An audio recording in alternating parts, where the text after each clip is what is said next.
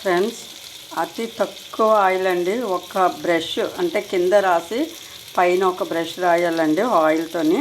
అంతే. ఒక 10 నిమిషాల పాటు ఉప్పు కారం రాసి మనం అలాగ చేపను వదిలేసామనుకోండి, చూడండి ఆయిల్ అస్సలు లేదు. ఇలా చూడండి, చాలా తక్కువ ఆయిల్ అండి. ఆయిల్లో ములిగి తేలి చేప కన్నా మనం ఇలాగ ఫ్రై చేసుకున్నాం అనుకోండి చాలా బాగుంటుంది. ఎందుకంటే ఎప్పుడు పులుసులు ఇగురులే కాకుండా ఫ్రై కూడా తినాలనిపిస్తుంది కదా ఫ్రెండ్స్. అప్పుడు మనకి ఏంటంటే ఆయిల్ ఎక్కువగా ఉన్నది చేప తినే బదులు మనం ఇలాగ ఫ్రై చేసుకున్నాం అనుకోండి, దీనికి చిన్న మూత పెడితే ఆవిరి మీద ఉడికిపోతుందండి. మూత కూడా మీకు చూపిస్తాను.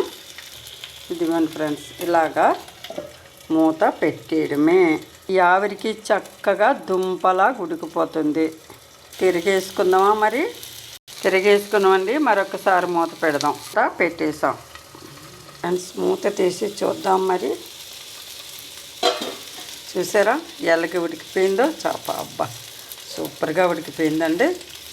చక్కటి కొంచెం ఆయిల్తో చేప వేపుడు. బాయ్ అండి ఫ్రెండ్స్. లైక్ చేయండి, సపోర్ట్ చేయండి ఫ్రెండ్స్. బాయ్.